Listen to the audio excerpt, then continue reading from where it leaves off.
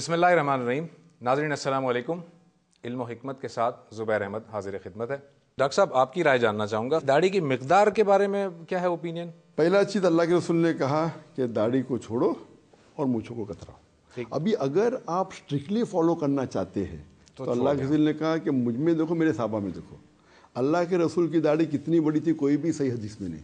ایک ضعیف حدیث میں آتا ہے کہ اللہ کے رسول کی داڑھی چھاتی تک جاتی ہے, وہ ضعیف حدیث ہے. ٹھیک ہے. تقریباً 11 صحیح حدیث ہے جس میں لکھا ہے کہ صحابہ نے ایک منٹ کے بعد اپنی داڑھی کترائے, اور یہ وہی حدیث میں بھی ہے. صحیح بخاری نمبر 7 بک آف ڈریس میں حدیث نمبر 781 میں ابن عمر رضی اللہ عنہ کہتے ہیں کہ اللہ کے رسول نے فرمایا داڑھی چھوڑو, مجھ کو کتراؤ اور ایک منٹ کے بعد اپنی داڑھی کو کاٹو. تو اگر ہم دیکھتے ہیں اللہ کو فالو کرنا چاہیے, اللہ کے رسول کو فالو کرنا چاہیے, تو صحابہ کیسا فالو کرتے تھے؟ جب 11 صحیح حدیث آپ کو مل گئے اور کوئی بھی ایسی حدیث نہیں ہے جس میں لکھا ہے کہ ایک صحابہ نے کبھی بھی نہیں کاٹا, تو کچھ علماء کی رائے ہے کہ کاٹنے کا ہی نہیں. ایسی کوئی بھی حدیث نہیں ہے صحیح حدیث میں لکھا ہے کہ صحابہ نے کبھی بھی داڑھی نہیں کاٹے. تو چھوڑنے کا مطلب کیا ہے؟ تو کچھ علماء کہتے چھوڑنے کا مطلب چھوڑ دو, کاٹو ہی مت. نہیں ایسا نہیں, پھر اللہ کے رسول کے صحابہ نے کیا کیا؟ تو 11 صحیح حدیث ہے جس میں لکھے, اور صحیح بخاری کی حدیث ہے, ابن عمر کی حدیث رضی اللہ عنہ کہ انہوں نے ایک مٹ فسٹ کے بعد کاٹا. اگر ایک بھی حدیث ملتی تھی صحیح جس میں صحابہ نے کبھی بھی نہیں کاٹا تو ہم کہہ سکتے تھے یہ ایک رائے ہے. آپ سمجھے نا؟ میں سمجھ گیا. تو حدیث کو اینالائز کرنے کے اندر بھی اس کو کہتے ہیں فقہ, تو اس میں اختلاف ہو سکتا ہے. حافظ صاحب ایک بات ہم دیکھتے ہیں کہ عورت کے بارے میں اسپیشلی جیسے ہم بات کر رہے ہیں, مغربی میڈیا کی بات کر رہے ہیں, تو ہم یہ دیکھتے ہیں کہ عورتوں کی گواہی کو آدھا تسلیم کیا گیا ہے مردوں کے مقابلے میں. کیا یہ مسکنسیپشن ہے یا کیا یہ ٹھیک بات ہے, اور اگر ٹھیک ہے تو پھر اس کی جسٹیفیکیشن کیا ہے؟ دیکھیں جہاں تک تعلق ہے عورت کی عمومی گواہی کا, تو اس کے بارے میں تو یہ رائے نہیں ہے کہ عورت کی ہر جگہ پہ گواہی عادی ہے. لیکن جہاں تک تعلق ہے کاروباری معاملات کا, تو اس میں قرآن جی نے کیٹیگوریکلی یہ بات کی ہے کہ عورت کی گواہی مرد کے مقابلے عادی ہے. فَإِلَّمْ يَكُونْ رَجُلَيْنِ فَرَجُلٌ وَامْرَأَتَانِ, اللہ نے کہا کہ جو گواہی دینے والا یا تو 2 مرد ہونے چاہیے, اور اگر 2 مرد نہ ہوں تو ایک مرد اور 2 عورتیں ہونی چاہیے. تو اس کا مطلب ہے کاروباری معاملات میں تو کیٹیگوریکلی قرآن جی کا فیصلہ یہ ہے کہ اس کی گواہی جو ہے عادی ہے. اسی طرح بعض دیگر معاملات جن میں وراثت کا مسئلہ بھی شامل ہے, وہاں ہم یہ بات دیکھتے ہیں کہ عورت کی میراث جو ہے مرد کے مقابلے میں عادی ہے. تو اس کا مطلب یہ ہے بعض معاملات میں دیت کے بارے میں بھی کہا جاتا ہے. ہاں بالکل یہ بات درست ہے. اس کا مطلب ہے بعض معاملات جو عورت کو جو نصف جگہ پہ رکھا گیا ہے اس کی پھر اللہ تعالیٰ نے آگے توجیحات بھی بیان کی ہیں. اللہ نے یہ بات کہی ہے ان تدل احداہما فذکر احداہما الاخری, اگر عورت ایک بھول جائے تو دوسری اس کو جو ہے ریمائنڈ کروا دے. اس کا مطلب یہ ہے کہ اس کے یہاں پہ کانفیڈنس کے اعتبار سے بھی یا ڈٹرمینیشن کے اعتبار سے بھی اس کے اندر جو ہے نا وہ عدالت کو جب فیس کرے گی یا کسی سچویشن کو فیس کرے گی تو عین ممکن ہے اس میں وہ کانفیڈنس کا لیول نہ رہے جو ایک مرد کے اندر ہو سکتا ہے, کیونکہ مرد کا جو ایکسٹرنل ایکسپوجر ہے وہ عورت کے مقابلے بہرحال زیادہ ہے. تو آپ یہ کہنا چاہ رہے ہیں کہ صرف لین دین کے معاملے میں ایسا ہے, باقی گواہیوں میں نہیں اس کی عادی ہے. جہاں تک تعلق ہے وہ دیگر جو شہادتیں ہوتی ہیں, جس طرح آپ کی زنا کی شہادت ہے یا دیگر شہادتیں, ان کے اندر جو ہے نا اس بات کی وضاحت نہیں کی گئی. ویسے اس کے اندر عام طور پہ یہی بات آتی ہے کہ اس کے اندر ان میں تم میں سے 4 لوگ جو گواہیاں دیں, اس میں عورت مرد کی زنا مطلب آپ 4 کی بات آپ نے کر دی, لیکن جس کے ساتھ یہ ہوا ہے وہ تو اکیلی گواہی دے گی. اب ذرا سن لیں میری بات. اس کے اندر بھی یہ بات دیکھنا پڑے گا, اگر وہ کنفیس کرتی ہے کہ اگر الزام لگاتی ہے کسی کے اوپر تو اس کی 2 سچویشن ہیں. ایک جس کے اوپر الزام لگایا ہے وہ خود کنفیس کر لے کہ واقعی میں نے عورت سے بد کرداری کا ارتکاب کیا تھا, تو پھر تو معاملہ جو سارا کا سارا ریزالو ہو جائے گا. ہاتھ اس وقت لگے گی جب 4 گواہ موجود ہوں یا مرد اس کو کنفیس کر لے. لیکن اس کا مطلب یہ نہیں ہے کہ اگر کسی بندے نے اس کے ساتھ زیادتی کی ہے اور وہ خود الزام لگانے والی ہے تو اس صورت کے اندر اس کا مجرم بچ نکلے گا. اب اس میں 2 احتمالات ہیں. ایک احتمال یہ کہ عورت جھوٹا الزام لگا رہی ہے, اگر جھوٹا الزام لگا رہی ہے یا وہ سچی ہے, لیکن نہ تو بندہ مان رہا ہے اور نہ ہی 4 گواہ موجود ہیں. اب اس کے لیے 2 صورتیں ہیں. اگر آپ دیگر ذرائع کو استعمال کرتے ہیں, ڈی این اے ٹیسٹ کو استعمال کرتے ہیں, فورنسک ٹیسٹ, یا آپ ایکسٹرنل سرکمسٹانشل والی شہادتوں کا استعمال کرتے ہیں, تو اس کے نتیجے کے اندر یہ بات پروو ہو جاتی ہے کہ عورت گلٹی ہے, جھوٹا الزام لگا رہی ہے, تو پھر تو وہ سزا کی مستحق ہو گئی. نہیں, تو اس کا مطلب کنکلوژن یہ ہے کہ آپ صرف یہ فرما رہے ہیں کہ جو لین دین کے معاملات ہیں صرف اسی میں گواہی آتی ہے, ورنہ نہیں ہے. وراثت کے مسئلے کا بھی عورت کی وراثت آتی ہے. جسٹیفیکیشن دینا, میں نے جسٹیفیکیشن دی ہے, قرآن جی نے بات کی ہے. اگر گواہی کی بات کی وراثت تو الگ. اچھا وراثت, میں کہہ رہا ہوں وراثت اور دیت کو الگ رکھتے ہیں, پہلے اس کی گواہی کے بارے میں اللہ نے واضح طور پہ بات کہی ہے کہ اگر بھول جائے ایک ان تدل احداہما فذکر احداہما الاخری, اللہ نے یہ بات جو ہے نا ان کے بارے میں مردوں کے بارے میں نہیں کہی. یہی وجہ اگر رسول اللہ صلی اللہ علیہ وسلم نے عورت کے بارے میں بات کی تھی کہ ناقص اس کا مطلب یہ ہوا کہ آپ اس بات کو تسلیم کرتے ہیں کہ یہ جنرل معاملات میں ایسا نہیں ہے, صرف لین دین کے معاملات میں. مثال رضاعت کا مسئلہ, چھوٹی سی مثال ہے, رضاعت کا مسئلہ ہو جی, اور عورت یہ بات کرتی ہے کہ میں نے اس بچے کو دودھ پلایا تو اس کی یہ بات مانی جانی چاہیے اگر کرائن اس کے خلاف نہ مانی جانی چاہیے یا آپ کرائن مانی جائے گی اگر کرائن اس کے خلاف نہ ہو. اچھا, اگر کرائن اس کے خلاف ہو, مراد ہے کوئی اندر وہ ایسی انٹینشن شامل ہو جس کے نتیجے کے اندر جو ہے وہ رشتہ داری کا دراڑ ڈالا جاتی ہے, آپ سمجھے ہماری بات, اس کی اگر کوئی اس کے اندر ایسی انٹینشن اس کی سامنے آ جائے جس کے بد نیتی شامل ہو تو ظاہری بات پھر تو گواہی کی پڑتال ہوگی. لیکن اگر کوئی ایکسٹرنل ایویڈنس موجود نہ ہو تو عورت کی یہ بات مانی جائے. ڈاکٹر صاحب جی, جہاں تک یہ گواہی کا مسئلہ ہے, حافظ صاحب نے جیسے فرمایا کہ یہ آیت سب سے لمبی آیت ہے قرآن مجید کی, سورہ بقرہ سورہ نمبر 2 آیت نمبر 282. اس میں کہا گیا ہے کہ when there is any future obligation of financial transaction, finance کے لین دین کی باتیں, تو اس کے اندر 2 مرد لو, 2 مرد نہیں ملے تو 1 مرد اور 2 عورت. ٹھیک, تو اس کا لاجیکل ریزن کیا ہے؟ اس کا لاجیکل ریزن ہے, مثال کے طور پہ آج مجھے آپریشن کرنا ہے کچھ معاملہ, تو میں چاہوں گا کہ میں 2 سرجن کی کوالیفائڈ سرجن سے رائے لوں فار سیفٹی. ٹھیک ہے, اگر 2 کوالیفائڈ سرجن نہیں ملتے تو کم از کم 1 کوالیفائڈ سرجن اور 2 MBBS ڈاکٹر. ٹھیک ہے, 4 MBBS ڈاکٹر سرجری نہیں کر سکتے, میجر سرجری, سمجھے نا. تو اسی طریقے سے فائنینشیل میٹرز میں بوجھ ڈالا ہے مردوں پہ اللہ تعالیٰ نے. سارے فائنینشیل اسپیکٹ مرد دیکھتے ہیں, عورت نہیں دیکھتے. عورت اگر چاہے تو ہاتھ بٹا سکتی ہے, فرض نہیں اس کے اوپر. تو because the financial burden has been put on the shoulders of the man, man is more financially secured. اور اس کے اندر ترجمہ میں اختلاف ہے, طرح ترجمہ میں جو حافظ صاحب نے کہا سورہ بقرہ سورہ نمبر 2 آیت نمبر 282 میں جو اردو میں اکثر ترجمہ کرتے تنزیل کا if she forgets, اگر بھول جاتے. بٹ سم اسکالر سے the right ترجمہ ہے that if she makes a mistake. forget کہنا صحیح نہیں, کیونکہ سائنس یہ نہیں کہتی ہے, تنزیل کا جو ترجمہ ہے it is not forget, it is mistake. اگر forget ہے تو سائنس یہ نہیں کہتی ہے کہ عورت کا ذہن آدمی سے کم ہے میموری میں. اکثر آپ دیکھتے ہیں لیڈیز فرسٹ آتے ایگزام میں, اکثر دیکھیں گے. تو یہ نہیں کہتا ہوں کہ لیڈیز اور ذہین ہے, لیکن اس کے اندر میڈیکل سائنس یہ نہیں کہتے کہ لیڈیز فگیٹ فاسٹر دین دا, اگر فگیٹ بولیں گے تو سائنس کے خلاف ہو جائیں گا پھر. تو اس کے اندر مسٹیک کیوں کر سکتے, بیکاز ایکسپیرینس نہیں ہے. فائنینشیل ٹرانزیکشن کے اندر man has more responsibility, so he is more qualified than a woman. اسی لیے اگر 2 is always equal to 1, that means 2 مرد کے بدلے 4 عورت بھی ہونا چاہیے نا. لیکن ایسا نہیں ہے, اس کا مطلب بیکاز فائنینشیل ٹرانزیکشن میں 2 ہونا اور صحیح ہے, 2 کوالیفائڈ پیپل ایکسٹرا کوالیفائڈ نہیں ہوئے تو 1 کوالیفائڈ 1 مین اینڈ 2 وومین. اور جو آپ کا سوال تھا کہ صرف اس میں ہے, فقہاء یہ کہتے ہیں کہ beside financial transaction murder case کے اندر بھی because of the nature of the woman کیا وہ ڈر جاتی ہے, اس کے اندر بھی 2 woman is equal to 1 man. Otherwise all the other transaction کے اندر 1:1.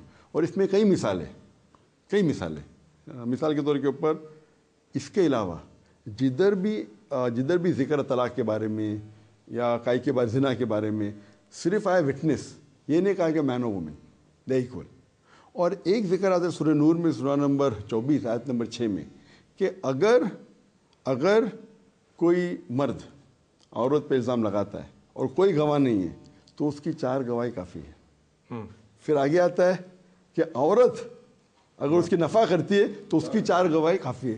اس سے ظاہر ہوتا ہے 1:1. یہ کلیئر آتے ہے. ٹھیک ہے, کہ اگر آدمی الزام لگاتا ہے اور کوئی وٹنس نے اس کی 4 گواہی خود کہے گا کیا یہ ہے, یہ ہے, یہ ہے, عورت اس کا اپوز کر سکتی ہے تو نلیفا ہو جاتا ہے. اس سے ظاہر ہوتا ہے یہ ایسے کہ 1:1 ایکسیپٹ ان فائنینشیل ٹرانزیکشن, اور فقہاء کہتے ہیں مرڈر میں.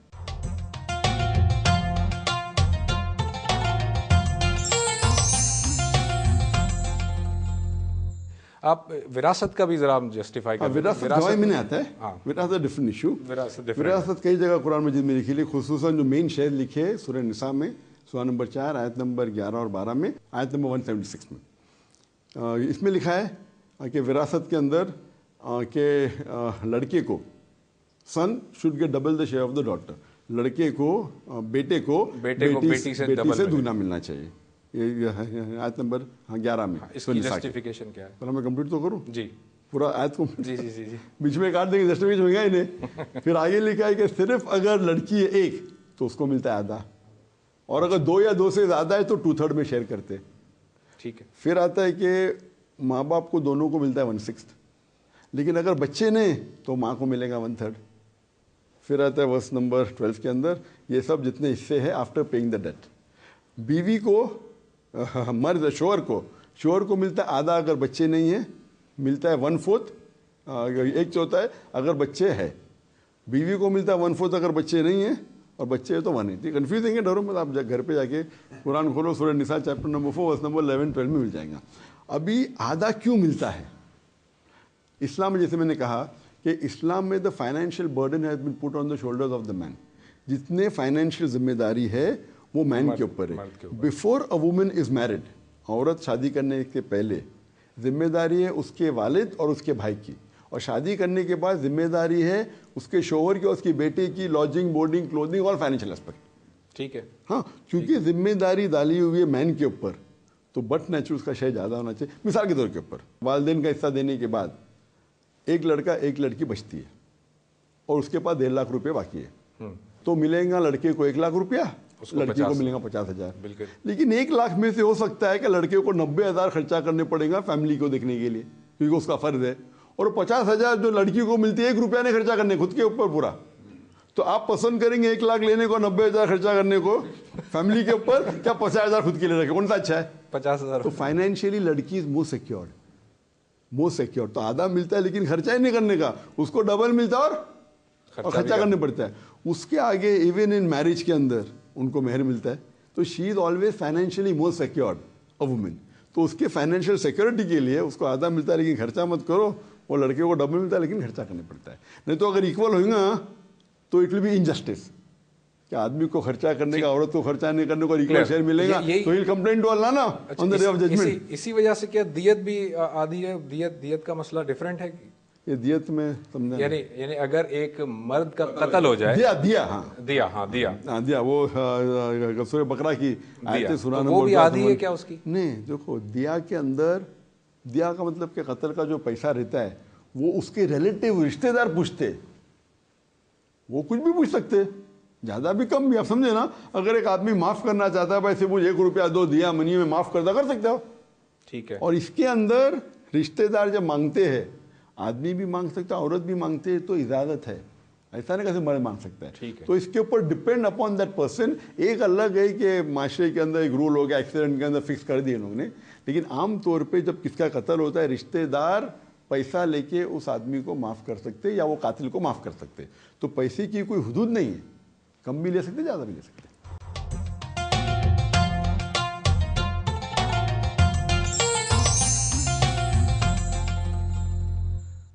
ڈاکٹر صاحب ایک اور پوائنٹ ہے, آپ نے ابھی تھوڑی دیر پہلے داڑھی کے بارے میں جب بات ہو رہی تھی تو آپ نے فرمایا تھا کہ چاروں ائمہ کا ایک اوپینین ہے. چاروں ائمہ کا اوپینین نہیں کہ داڑھی فرض ہے. نہیں, آپ نے ایک بتایا تھا چاروں ائمہ جو ہے اوپینین نہیں کہ داڑھی فرض ہے. داڑھی فرض ہے. چاروں ائمہ کا اوپینین یہ ہے کہ داڑھی فرض ہے. اب چاروں ہی ائمہ کا یہ بھی اوپینین ہے کہ ایک نشست میں آپ نے 3 طلاق دے دی تو وہ طلاق ویلڈ ہو جائے گی. یہ بھی چاروں کا اوپینین ہے. بالکل صحیح. تو آپ کا اپنا ذاتی رائے اب اس بارے میں کیا ہے؟ 3 طلاق ایک نشست میں اگر دے دی جائے, اگر صحیح اوپینین کے لیے ہمیں دیکھنا چاہیے قرآن اور صحیح حدیث. ٹھیک ہے. قرآن اور صحیح حدیث سے جو اوپینین ملتا ہے اسے ماننا چاہیے. جو میں وہ مثال دے رہا تھا داڑھی کے بارے میں, وہ قرآن اور حدیث سے ثابت کیا. ٹھیک, اور وزن دینے کے لیے کہا میں نے کہ چاروں ائمہ بھی, چاروں ائمہ. تو کہ کچھ لوگ قرآن حدیث کی آیت کو دیکھتے ہیں, میرے امام نے کہا مان لیتے. اسی طریقے سے آپ دیکھیں گے امام بخاری, جی اگر آپ صحیح بخاری پڑھیں گے, صحیح بخاری کے سارے حدیث صحیح ہے, لیکن جب باب باندھتے وہ اس کے اندر ضعیف حدیث موجود ہے.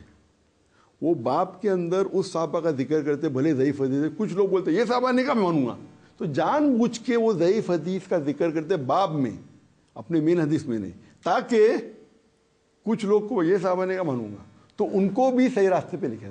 اسی لیے میں نے کہا چاروں ائمہ. ٹھیک ہے, اس کا مطلب نہیں اگر چاروں ایمان نے کہا تو صحیح ہونا ہی چاہیے. ٹھیک ہے, مین دلیل ہے قرآن اور صحیح حدیث. بالکل صحیح. اس کے جہاں تک کہ طلاق ہے, قرآن کی آیت ہے سورہ بقرہ سورہ نمبر 2 آیت نمبر 228 سے لے کے 242 میں طلاق کا ذکر ہے, اور سورہ طلاق چیپٹر 65 ورس نمبر 1 to 7 میں طلاق کا ذکر ہے. اور اس میں صاف طور کے کہا گیا ہے کہ طلاق دینے کے بعد عدہ کا پیریڈ 3 مہینہ ہے. ابھی طلاق ہمارے معاشرے میں 3 قسم کے ہیں. ایک کے طلاق کے بدعہ جسے کہتے ہو, ایک ساتھ میں طلاق بولو طلاق ہو جاتی ہے. ایک کے طلاق کے حسن, طلاق کہو، 1 مہینہ رکو، پھر سے طلاق دہراؤ، پھر 1 مہینہ رکو، پھر سے طلاق. اسی کے طلاق حسن. اور طلاق حسن مطلب بیسٹ. حسن مطلب گڈ. ہاں طلاق حسن مطلب بیسٹ. تو بیسٹ طلاق ہے جو قرآن حدیث کی روشنی میں. صحیح. تو اس کے اندر پڑھیں گے سورہ جب بھی کبھی بھی اختلاف ہوتا ہے بیوی اور شوہر میں تو لکھے کہ آپس میں ڈسکس کر کے سالو کرو. بالکل صحیح. یہ پہلا ہے. ایسا نہیں کہ بیوی نے نمک زیادہ ڈالی طلاق کہہ دی. نمک زیادہ نہیں پسند تو بولو نمک کم گیا ہوا ہے. تو اگر کوئی پرابلم ہے تو آپس میں ڈسکس کرو، سالو کرو. اگر آپس میں سالو نہیں ہوتا بات اور آگے بڑھتی ہے تو قرآن کی آیت ہے سورہ نساء میں سورہ نمبر 4 آیت نمبر 35 میں کہ ایک آربیٹر لے کے آؤ فرام دا گرل سائڈ، ایک آربیٹر فرام دا شوہر کے سائڈ سے اور بیوی کے سائڈ آربیٹر سالس اور try and solve the problem. پھر بھی سالو نہیں ہوتا ہے تو ذرا اسٹیجز ایسا نہیں کہ فٹ دے سکتے آپ. ٹھیک ہے. اس کے بعد پھر آپ طلاق لو. اور طلاق قرآن کی آیت ہے سورہ بقرہ سورہ 2 آیت نمبر 220-229 میں کہ طلاق دینے کے بعد 3 مہینہ از عدہ. تو صحیح طلاق ہو گیا، مشورہ ہو گیا، پھر بھی آپ اگر چاہتے رہو تو طلاق دو. اور اگر 3 مہینے کے اندر اگر رجوع ہو جاتے تو طلاق نلیفائی ہو جاتی. لیکن 3 ماہ میں اگر واپس نہیں لیے تو طلاق ہو جاتی ہے. آپ چاہے 1 بار کو طلاق یا 10 بار کو وہ ایک ہی ہوتا ہے. مثال کے طور پہ نکاح کے ٹائم پہ اگر مولانا پوچھیں کہ میں قبول ہے، وہ بولیں قبول ہے قبول ہے قبول، مطلب 4 بیوی ہو گئی کیا؟ نہیں، قبول ہے قبول ہے قبول ہے قبول. ایک دفعہ تو اس میں طلاق 1 دفعہ بولو یا 10 دفعہ بولو، 3 ماہ گزرنے کے بعد طلاق کا پروسیجر کمپلیٹ ہوتا ہے ایک طلاق کا. ٹھیک ہے. اور جب طلاق ہو گئے تو تمہاری بیوی نے تو پھر سے طلاق دینے کا سوال اٹھتا ہے ادھر. طلاق صرف بیوی کو دے سکتے اپنا ظاہر. تو جب پیریڈ ختم ہو گیا 3 ماہ بیوی نہیں رہی تو خلاص. اس کے بعد اچھے سمجھوتے کے ساتھ الگ ہو، ایک دوسرے پہ کیچڑ میں تو چلو قرآن کیا آتے ہیں جو میں بولا سورہ بقرہ میں کیچڑ میں تو ود. اس کے بعد سورہ بقرہ سورہ نمبر 2 آیت نمبر 231-232 میں لکھا ہے وہ عورت کو اپنے شوہر سے دوبارہ شادی کرنے سے مت روکو. ٹھیک ہے. ٹھیک ہے. اس کا مطلب شی کین ری میری. تو یہ صحیح طلاق ہو گیا. لیکن اگر 2 سال بعد ہمیں پتہ لگتا ہے میری بیوی اچھی تھی، خالی پیلی میں نے کیا، میں واپس کرنا چاہتا ہوں، تو پھر سے شادی ہو سکتی. نیو نکاح نیو مہر. نیو مہر. صحیح ہے. بالکل صحیح. پھر 5 سال بعد کچھ پرابلم ہو گیا، پھر طلاق کا سیم پروسیجر، پھر طلاق دیں گا دوسری، پھر سیپریٹ ہو جائیں گے. آپ سمجھے؟ ٹھیک ہے. پھر 4 سال بعد لگتا ہے کہ نہیں میں نے غلطی کیا، پھر سے شادی کر سکتے. اس کے بعد قرآن میں آتا ہے کہ تیسرے بار جب طلاق دیں گے تو واپس سے شادی نہیں کر سکتے جب تک وہ دوسری کی بیوی نہیں بنی. تو یہ صحیح ٹائپ کا طلاق اگر کون کرے پورا تو پروسیجر 3 ہونے کا میں تو زندگی میں کبھی سنا ہو ہی نہیں سکتا. ہو ہی نہیں سکتا نا، میں سنا نہیں. ہاں سمجھے نا. بہت تو ریئر ہے یہ. تو اس سے ظاہر ہوتا ہے کہ یہ صحیح طریقے کا طلاق ہے. یہ طلاق گڈا گڈی کا کھیل نہیں کیا نا طلاق دو.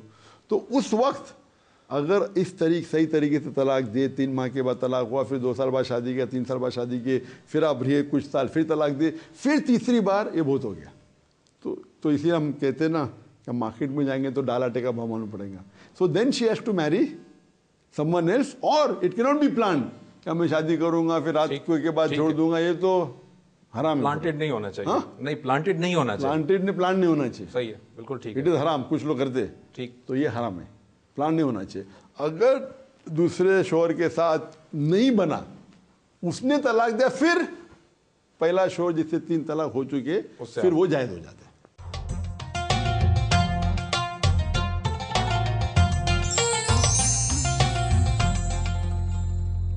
لیکن یہ حافظ صاحب جو ابھی ڈاکٹر صاحب نے بتایا، قرآن اتنا واضح پروسیجر موجود ہے، سیدنا عمر رضی اللہ تعالیٰ عنہ نے اس کو پھر ویلڈ کیوں کر دیا تھا کہ 3 طلاق اگر کوئی دے گا تو وہ نافذ کر دی جائے گی؟ دیکھیں، یہ پہلی بات تو جس طرح ڈاکٹر صاحب نے پہلے کہی ہے، قرآن اور حدیث ہمارے لیے حجت ہے.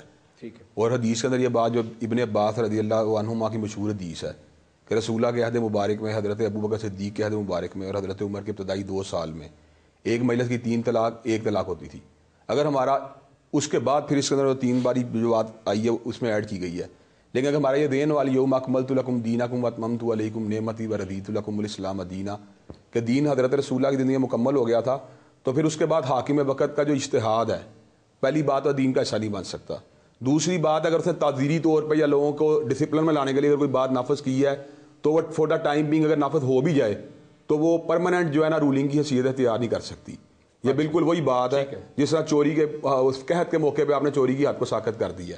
ادروائز یہ طلاق کا جو بیسک پروسیجر بالکل وہی ہے جو قرآن پاک کے اندر موجود ہے اور حدیث پاک کے اندر موجود ہے. تھوڑی سی بات ڈاکٹر صاحب کی بات میں یہ اضافہ ضرور کروں. جس طرح ڈاکٹر صاحب نے طلاق احسن کا ایک طریقہ بتایا, بالکل بات صحیح ہے کہ ایک طلاق دینے کے بعد عدت کی پوری مدت کا گزرنے کا انتظار کرنا چاہیے. رجوع ہو جائے تو ٹھیک ہے, اگر رجوع نہ ہو تو ری میری کر سکتے ہیں. اس طرح بغولت ہننا حقو بردہن فی ذالک ان ارادوا اصلاحا کے سابقہ شوہر جو ہے شادی کر سکتا ہے. لیکن اگر طلاق حسن ہو, مثال دے رہا ہوں, ایک بندہ ہے اس نے ایک بڑی طلاق دے دی اپنی بیوی کو, اس کے بعد پھر وہ ان کا آپس میں ریکنسلیشن کے بعد پھر وہ طلاق دے دیتا ہے, پھر وہ اس کے اندر اس نے عدت کی مدت کو نہیں گزارا, یعنی 15 دن گزارے یا 20 دن گزارے, پھر رجوع کر لیا. اب وہ 3 مختلف انسٹنسز کے اندر طلاق دیتا ہے تو اس صورت کے اندر بھی قرآن کی وہی رولنگ وہاں پہ اپلائی ہوگی ڈاکٹر صاحب نے طلاق حسن میں اپلائی کی ہے. میں نے یہ بات اس لیے ایڈ کیا تاکہ کوئی بندے کے دل میں یہ کنفیوژن نہ آ جائے کہ اگر وہ الگ الگ طلاق دے رہا ہے تو شاید اس کا ایک جو اگر کوئی اور پروسیجر فالو کرتا ہے تو رولنگ وہی اپلائی ہوگی. فَإِن طَلَّقَهَا فَلَا تَحِلُّ لَهُ مِن بَعْدُ حَتَّىٰ تَنكِحَ زَوْجًا غَيْرَهُ. اب اگر وہ طلاق دیتا ہے تیسری دفعہ تو وہ عورت اس کے اوپر جو ہے نا حرام رہے گی, لیکن وہ دوبارہ ریکنسلیشن جو ہے حلالے کے ذریعے نہیں ہوگی بلکہ وہی ایک طریقہ کار کے ذریعے گزر کے اگر وہ کہیں وہ شادی کرتی ہے اور اس کا شوہر اس کو دوبارہ طلاق دے دیتا ہے, وہ نباہ نہیں ہوتی. تو اللہ اس کو وداؤٹ پلاننگ وہ پہلے شوہر کے پاس آئے گی, اور اس کے اندر بھی یہ حکمت ہے کہ وہ گلی گلی منہ نہ دکھائے, تو بہتر یہ ہے واپس آ جائے. ان ظنا یقیما حدود اللہ, اس اگر وہ یہ سمجھتے ہیں ہم اللہ کی حدود کو قائم کر سکیں گے تو اللہ نے ان کو ریکنسلیشن کا وہ راستہ بتا دیا, پہلے شوہر کے بعد واپس آ جائے اور نکاح جدید کے ذریعے جو اس سے رجوع کر لے, لیکن یہ حلالے کے ذریعے نہ ہونا چاہیے جو ہمارے معاشرے میں ایک جسے ٹرم جو ہے اس کو ایوالو کر لیا گیا. ٹھیک. ڈاکٹر صاحب کچھ اب ہم ذرا انٹرنیشنل لیول پر جاتے ہیں. آپ کمپیریٹیو ریلیجن آپ کا ایک بڑا اسپیشلائزڈ ایریا ہے.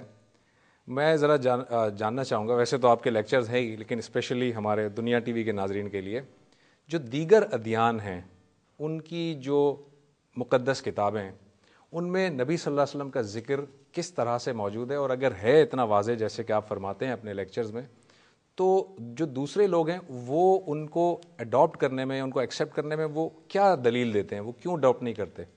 آپ دیکھیں گے جتنے دیگر مذاہب کے اہم دیگر مذاہب کے میجر ریلیجنز, سارے اہم مذہب کے کتابوں میں محمد صلی اللہ علیہ وسلم کا صاف طور سے پیشن گئی ہے, وداؤٹ ڈاؤٹ. اچھا, چاہے تو ریفرنسز دوں گا تو نہیں, اگر آپ کچھ چند ایک ریفرنسز دے دیں تو ذرا آسان, نہیں آپ پوری وہ نہ دیں, چند ایک ریفرنسز ضرور دے دیں تاکہ ذرا آسانی ہو جائے. ہندو مذہب کی کتاب میں آپ دیکھیں ریفرنس دوں گا, اس کی اگر میں کامنٹ دوں گا تو لمبا ہو جائے, گھنٹے لگ جائیں گے. چند آپ اگر بھوشیہ پرانا پڑھیں گے, بھوشیہ پرانا پرو 3 کھنڈ 3 ادھیے 3 شلوکا نمبر 5 سے 10, اس میں مسلمان کا ذکر ہے. بھوشیہ پرانا پرو 3 کھنڈ 3 ادھیے 3 شلوکا نمبر 10 to 27 محمد صلی اللہ علیہ وسلم کا ذکر ہے. بھوشیہ پرانا پرو 3 کھنڈ 1 ادھیے 3 شلوکا نمبر 21 to 23 میں ذکر ہے. کئی جگہ پہ آپ دیکھیں گے اتھروا وید کے اندر کنٹپ سکتا میں ذکر ہے. اتھروا وید بک نمبر 20 ہم نمبر 127 ورس نمبر 1 to 14 میں ذکر ہے. Atharva Veda book number 21 verse number 6 میں ذکر ہے. Atharva Veda book chapter number 21 verse number 7 میں ذکر ہے. رگ وید بک نمبر 1 ہم نمبر 53 ورس نمبر 9 میں ذکر ہے. محمد صلی اللہ علیہ وسلم کا ذکر نام احمد سے بھی ہے. اتر چک منترا نمبر 1500 ان کا ذکر ہے یجروید چیپٹر 31 ورس نمبر 8 میں ایز احمد. محمد صلی اللہ علیہ وسلم کا مین ون ہو پریزز احمد. ان کا ذکر آئے گا کئی, ان کا ذکر ہے ایز محمد صلی اللہ علیہ وسلم میں. ایک لفظ ہے ہندو اسکرپچر میں کہا گیا نرا شنسا. نر مطلب آدمی, شنسا مطلب پرشنسا کے لائق, تعریف کے لائق. نرا شنسا آدمی جو تعریف کے لائق ہے, عربی میں ٹرانسلیٹ کریں گے ہو جاتا ہے محمد صلی اللہ علیہ وسلم. تو ان کا بائی نیم محمد صلی اللہ علیہ وسلم, نارا شنسا ان سنسکرت کئی جگہ ہے. رگ وید بک نمبر 1 ہم number 13 verse number 3, Rig Veda book number 1 ہم number 18 verse number 9, Rig Veda book number 1 ہم number 106 verse number 4, Rig Veda book number 2 ہم number 2 verse number 5, Rig Veda book number 5 ہم نمبر 2 ورس number 2, Rig Veda book number 7 ہم نمبر 2 ورس نمبر 2. کئی جگہ پہ Yajurveda chapter 21 verse 37, Yajurveda chapter 21 verse 57, Yajurveda chapter number 20 verse number 55, Yajurveda chapter number 28 verse number 2, Yajurveda chapter number 28 verse number 19, Yajurveda chapter number 28 verse number 42. Can go on and go on giving only references. میں ایک پیشن گوئی کا ذرا ذکر کروں گا اور ڈیٹیل میں جو بہت اہم ہے, وہ ہے کلکی اوتار کے بارے میں. کلکی اوتار کا ذکر آتا ہے کلکی پرانا کے اندر چیپٹر نمبر 2 ورس نمبر 4 5 7 9 11 15. اس میں ذکر آتا ہے کہ یہ جو کلکی اوتار آنے والا ہے اس کے والد کا نام ہے وشنو یاس. وشنو مطلب خدا, یاس مطلب سرونٹ, بندہ, خدا کا بندہ. عربی میں ہو جاتا عبداللہ, جو محمد صلی اللہ علیہ وسلم کے والد کا نام تھا. وہ پیشین گوئی میں لکھا ہے کہ ان کے والدہ کا نام تھا سمتی. سمتی مطلب امن, مطلب شانتی, عربی میں ہو جاتا آمنہ. اس میں ذکر آتا ہے وہ ایسے شہر میں پیدا ہوں گے جو امن کا شہر ہے, جو محمد صلی اللہ علیہ وسلم, مکہ. لکھا ہے کہ وہ ایسے خاندان میں پیدا ہوں گے, لیڈر آف دیٹ گروپ, قریش خاندان. اس میں لکھا ہے کیا, ہی ول ہیو 4 کمپینینز, 4 قریب دوست ہوں گے جو ہم جانتے ہیں خلفاء راشدین. اس میں لکھا ہے کہ وہ انتم رشی رہیں گے, مطلب لاسٹ پروفٹ, جس کا ذکر ہے سورہ احزاب میں چیپٹر 33 ورس 40. محمد صلی اللہ علیہ وسلم آخری پیغمبر ہے, آخری نبی ہے. تو کئی ذکر ہے. اس میں لکھا ہے کہ پہلی وہی آئیں گی ایک کیف میں, جو ہم جانتے ہیں غار ہرا میں. وہ بعد میں مائگریٹ ہوئیں گے نارتھ ورڈ, دین کم بیک. محمد صلی اللہ علیہ وسلم مکہ سے مدینہ نارتھ ورڈ کے واپس آ گئے. تو کئی ایسی یہ اس طرح اتنی ڈیٹیل میں. لیکن آپ کا جو کوشچن تھا, پھر غیر مسلمان مانتے کیوں نہیں؟ کیونکہ یہ عام ہندو جانتا ہی نہیں ہے. جو دھرم گرو ہے باقی مذہب کے, وہ ان کو سامنے لے کے نہیں آتے. تو جب ہم پوچھتے بھائی یہ تو آپ کی کتاب میں لکھا ہے, تو کچھ لوگ کہتے نہیں کتاب میں ملاوٹ ہو گئی. تو میں بولا چلو مان لو اگر کتاب میں ملاوٹ ہو گئی تو آپ کی یہ کتاب ایک دم پیور نہیں ہے. اگر میں پانی کے گلاس میں 1 قطرہ ڈالوں گا پیشاب کا تو آپ پئیں گے؟ نہیں پئیں گے. ملاوٹ ہو گئی چھوڑ دو نا. اگر ملاوٹ ہو گئی تو صحیح کتاب کو پڑھو, قرآن کو. تو دونوں طریقے سے اگر وہ بولتے ملاوٹ کیے جان بوجھ کے مسلمانوں نے, تو چھوڑ دو کتاب کو نا, ملاوٹ کا سوال نہیں. اسی طریقے سے یہودی کتاب میں, یہودی آپ اولڈ ٹیسٹمنٹ پڑھیں گے تو مسلم کو ذکر ہے book of Deuteronomy chapter 18 verse number 18, book of Deuteronomy chapter number 18 verse number 19, in the book of Isaiah chapter number 29 verse number 12, in the Song of Solomon chapter 5 verse number 16 mention my name is Muhammad صلی اللہ علیہ وسلم. Old testament میں, new testament بھی, gospel of John chapter number 14 verse number 16, Gospel of John chapter number 15 verse number 26, Gospel of John chapter number 16 verse number 7, اور Gospel of John chapter number 16 verse number 12 to 14. اس کا میں ذرا detail میں کہوں گا. اس میں عیسیٰ علیہ السلام فرماتے کہ I have got many things to say unto you but you cannot bear them now, for he when the spirit of truth shall come he shall guide you into all truth, he shall not speak of himself, all that he shall speak, he shall glorify me. عیسیٰ علیہ السلام کہتے اپنے follower سے کہ I have many things to say unto you, مجھے بہت کچھ آپ کو کہنا ہے لیکن آپ سمجھ نہیں پائیں گے.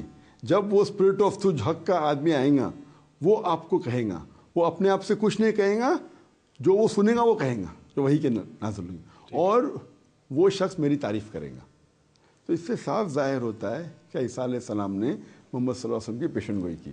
اسی طریقے سے بدھسٹ کتابوں میں اباؤٹ میتری دھما پٹ میں لکھا ہوا ہے. اسی طریقے سے آپ دیکھیں گے ہاں پارسی اسکرپچرز میں, پارسی اسکرپچرز میں بھی ہے, زین اویستا کے اندر ہے. اچھا, زین اویستا میں دساتیر میں ایک میری تقریر ہے محمد صلی اللہ علیہ وسلم کا ذکر دیگر مذاہب کی کتابوں میں. تو آپ دیکھیں گے ہم مانتے ہیں کہ اللہ سبحانہ و تعالیٰ نے لکھا ہے قرآن مجید میں کہ 4 وحی نازل ہوئی نام سے, تورا زبور انجیل اور قرآن نام سے. لیکن اللہ تعالیٰ فرماتے ہیں سورہ رعد میں سورہ نمبر 13 آیت نمبر 38 میں کہ ہر دور میں اللہ نے ایک کتاب نازل کی. نام سے 4 جانتے ہیں, اس کے علاوہ اور بھی تھے. صوف ابراہیم تھے جس کا نام ہم جانتے نہیں, بہت سی کتابیں تھے. ابھی ہم کہہ سکتے ہیں کہ یہ ہندو کتاب ویدا اپنشد خدا کی کتاب ہے کیا نہیں. تو میں کہتا ہوں کیونکہ ان کا ذکر قرآن میں نہیں آتا, میں یہ نہیں کہتا ہوں کیا یہ ہے. تورا زبور انجیل قرآن ہے, باقی کتاب ہو بھی سکتے نہیں بھی ہو سکتے, ہو بھی سکتے نہیں بھی ہو سکتے.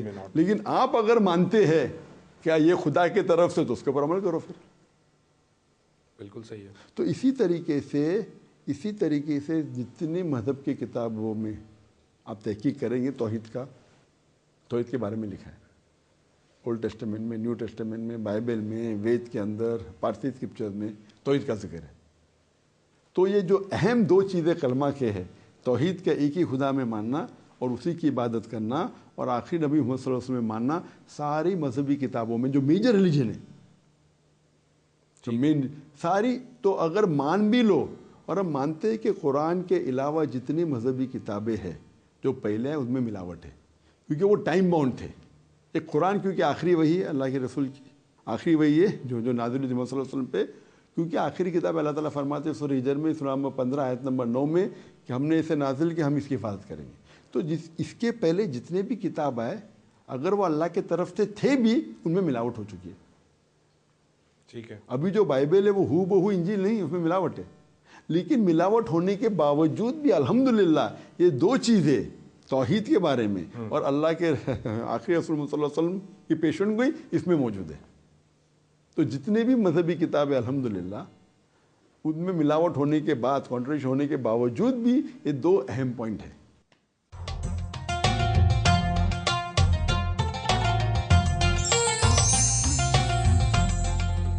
حافظ صاحب، یہ جیسے ہم کہتے ہیں کہ جی قرآن مجید جو ہے وہ فائنل ورژن ہے، جی اور ظاہر ہے کہ پیور ورژن ہے یہ، لیکن کیا ہم اپنی علمی تحقیق کے لیے اور بہت زیادہ تفصیل کے لیے جو دیگر جو کتابیں ہیں آسمانی صحیفے، جن کا ڈاکٹر صاحب نے کہا کہ بائی نیم جو ہے وہ تو 4 ہیں، تو ان کی طرف ہم ریفر کر سکتے ہیں؟ یعنی ہم فالو تو قرآن کو کر رہے ہیں، لیکن اگر تفصیل ہمیں قرآن میں کوئی نہیں مل رہی ہے تو کیا ہم ان کو اب لے سکتے ہیں، ان سے کوٹ کر سکتے ہیں؟ دیکھیں جی، جہاں تک تعلق ہے ہدایت رہنمائی کی، سر آپ نے بات کی تو قرآن جی جو ہے حرف آخر ہے. ٹھیک ہے. ایک بات تو اللہ نے قرآن میں کہی انا انزلنا التوراۃ فیہا ھدی و نور، کہ تورات میں ہدایت بھی تھی، نور بھی تھا. اس طرح اللہ نے انجیل کے اندر بھی یہ بات کہی ہے کہ انجیل کے اندر بھی روشنی موجود تھی. لیکن اللہ نے ان ساری باتوں کا ذکر کرنے کا، جس طرح ڈاکٹر صاحب نے کہا انا نحن نزلنا الذکر و انا لہ لحافظون، جی جی، ہم نے ذکر کو نازل کیا اور ہم اس کی حفاظت کرنے والے ہیں. پہلے اللہ نے تورات کے بارے میں یہ بات کہی بمستحفظوا من کتاب اللہ، کہ انبیاء، رسول اللہ اور احبار اور ربی جو تھے ان کی حفاظت کرتے تھے. یہاں اللہ نے کہا کہ میں خود اس کی حفاظت کرنے والا ہوں. ان تمام باتوں کے بعد اللہ نے آگے جا کے ایک بات کہی ہے کہ قرآن مجید جو ہے نا وہ صرف اور صرف آخری کتاب نہیں ہے، بلکہ مہیمن علیہ صاحب کا جتنی کتابیں ہیں ان کے اصل مفہوم کی نگہبانی اور اس کو پرزرو کر کے پوری دنیا کو جو ہے وہ ڈیلیور کر رہی ہے. ٹھیک ہے. اب انہوں نے جس طرح یہ بات کہی ہے، اللہ نے ایک اور مقام پہ عیسائیوں کو یہ بات کہی ہے کہ عیسائی اس وقت تک کسی چیز کے اوپر نہیں ہوں گے لستم علی شیء حتی تقیموا التوراۃ والانجیل، یہاں تک کہ وہ تورات اور انجیل کو قائم نہیں کرتے. اچھا وہ کس طرح قائم کریں؟ اللہ نے چھٹے پارے میں اس کا ذکر کر دیا ہے، لاکن الراسخون فی العلم منہم والمؤمنون یؤمنون بما انزل الیک وما انزل من قبلک والمقیمین الصلاۃ والمؤتون الزکاۃ والمؤمنون باللہ والیوم الآخر، کہ جو ان میں علم میں راسخ ہیں، الٹیمیٹلی اس علم کے رسوخ کا رزلٹ یہ نکلے گا کہ وہ اس کے اوپر بھی ایمان لے کے آئیں گے جو ان پر نازل ہوا ہے، اور اللہ تعالیٰ کی کتاب کے اوپر بھی ایمان لے کے آئیں گے، نمازوں کو بھی قائم کریں گے، زکوٰۃ کو بھی ادا کریں گے. تو ایسے لوگوں کے لیے، اور آخرت کو بھی مانیں گے، تو ایسے لوگوں کے لیے اللہ نے اجر عظیم کو تیار کر دیا ہے. اب بات یہ ہے اگر ہم قرآن و سنت میں کوئی چیز نہیں پاتے، ہم بطور رہنمائی اگر تورات اور انجیل کو ریفر کرنے کی بات کرتے ہیں تو میں سمجھتا ہوں یہ حدیث سے جو بات ہے نا ثابت نہیں ہوتی. اس کی وجہ ہے کہ حضرت عمر فاروق رضی اللہ تعالیٰ جب تورات کے نسخے کو اٹھا کے لائے تھے تو رسول اللہ کے چہرے کے اوپر جو تھے غصے کے اثرات آ گئے تھے. حضرت ابوبکر نے کہا کہ آپ کی ماں کو گم پائے، آپ رسول اللہ کے چہرے کو نہیں دیکھتے، تو آپ نے چہرہ اوپر کیا تو حضرت رسول اللہ نے کہا کہ تم کیا پڑھ رہے ہو، یہ کیا کر رہے ہو؟ کہنے لگے جی میں جس طرح آپ کے قرآن نازل ہوا اس طرح حضرت موسیٰ پہ تورات نازل ہوئی اس کو پڑھ رہا ہوں. رسول اللہ نے کہا لو کان موسیٰ حیا لما وسعہ الا اتباعی، اگر موسیٰ بھی زندہ ہو کر آ گیا تو اس کو میری پیروی کے بغیر زمین پہ دفن ہونے نہیں مل سکتی. اب میں یہاں پہ یہ بات کرتا ہوں کہ آرگومنٹ یا ریفیوٹیشن کے لیے یا ان لوگوں کے دلائل کا رد کرنے کے لیے جو ان کتابوں کو فالو کرتے ہیں، اس سے تو آپ تورات، انجیل، دیگر کتب پڑھ سکتے ہیں، لیکن اگر آپ رہنمائی کے لیے کتابوں سننے سے باہر نکلتے ہیں تو میں سمجھتا ہوں اس میں انسان کے بہکنے کا نہیں. حافظ صاحب میں یہ نہیں کہہ رہا، میں اپنے کویشچن کو ریفریز کر دیتا ہوں، میں اس سے حکم لینے کی بات نہیں کر رہا، حکم تو ہم قرآن اور سنت سے لے رہے ہیں. بالکل میں تفصیل کے لیے بات، میں مثال دیتا ہوں. جب ہم واقعات سناتے ہیں ہم کہتے ہیں جی حضرت ابراہیم علیہ السلام نے جو ہے وہ شادی کی، ان کی یہ اولاد تھی، یہ ان کے نام ہیں. اب کسی اور پیغمبر کی کوئی اولاد تھی، ان کے نام بعض دفعہ بائبل میں آپ کو نام بھی مل جاتے ہیں، تعداد، اس طرح کی تفصیلیں کیا ہم لے سکتے ہیں؟ یا اس کے لیے رسول اللہ نے فرمایا کہ جو اسرائیلیات ہیں ان کو ہم اسرائیلیات کہیں گے روایات کو، رسول اللہ نے نہ تو ان کی تصدیق کرنے کا حکم دیا ہے نہ ان کی تکذیب کرنے کا حکم دیا ہے. ہمیں وہاں پہ خاموش رہنا چاہیے. ہاں اگر کسی اسرائیلی روایت کی تائید میں قرآن کی کوئی نص مل جائے یا حدیث کی کوئی ٹکڑا مل جائے اس کو مان لینا چاہیے، اور کہیں پہ خاموشی ہو تو نہ اس کی تردید کرنے کی ضرورت نہ تکذیب کرنے کی ضرورت ہے. ٹھیک، تھینک یو ویری مچ، بہت بہت شکریہ. میں اپنے دونوں مہمانوں کا شکر گزار ہوں. ڈاکٹر صاحب آپ تشریف لائے، آپ کا بہت شکریہ. حافظ صاحب آپ نے وقت نکالا، آپ کا بہت شکریہ. ناظرین ہمارا یہ اسپیشل ایپیسوڈ جو ہے وہ یہیں پہ ختم ہوتا ہے. اگلے پروگرام تک کے لیے زبیر احمد کو اجازت دیجیے. اللہ حافظ.